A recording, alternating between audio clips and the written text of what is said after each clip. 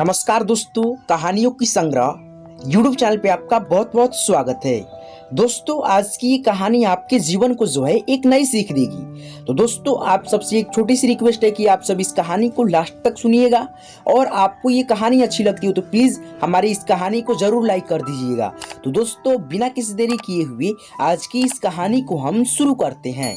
तो दोस्तों, पाठ का नाम है असफलता सफलता से कहीं ज्यादा महत्वपूर्ण होती है। तो चलिए शुरू करते हैं। सभी के जीवन में एक ऐसा समय आता है जब सभी चीजें आपके विरोध में हो रही हो, चाहे वह आप एक प्रोग्रामर हैं या कुछ और।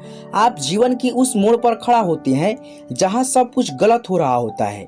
अब चाहे ये कोई सॉफ्टवेयर हो सकता है जिसे सभी ने रिजेक्ट कर दिया हो, या आपका कोई फैसला हो सकता है जो बहुत भयानक साबित हुआ हो।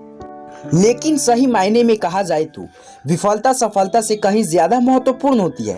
हमारे इतिहास में जितने भी बिजनेसमैन, साइंटिस्ट और महापुरुष हुए हैं, वो जीवन में सफल बनने से पहले लगातार कई बार फेल हुए हैं।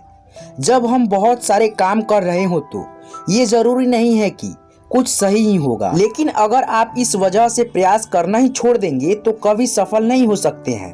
हेनरी फोर्ड जो बिलियनियर और विश्व प्रसिद्ध फोर्ड मोटर कंपनी के मालिक हैं, सफल बनने से पहले फोर्ड 5 अन्य बिजनेस में फेल हुए थे।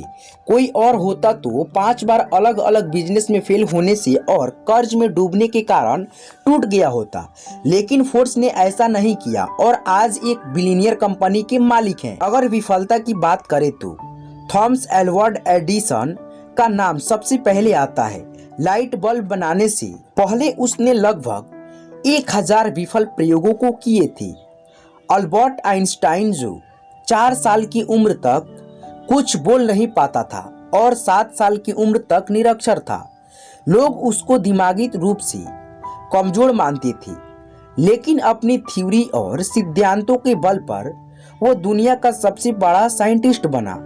अब जरा सोचो कि अगर हेनरी फोर्ड 5 बिजनेस में फेल होने के बाद निराश होकर बैठ जाता, या एडिसन 999 असफल प्रयोगों के बाद उम्मीद छोड़ देता और आइंस्टाइन भी खुद को दिमागी कमजोर मानकर बैठ जाता, तो क्या होता? हम बहुत सारी महान प्रतिभाओं और आविष्कारकों से अनजान रह जाते हैं। तो मित्रों, असफलता जो है सफलता से कहीं ज्यादा महत्वपूर्ण होती है और इसको मानना भी चाहिए।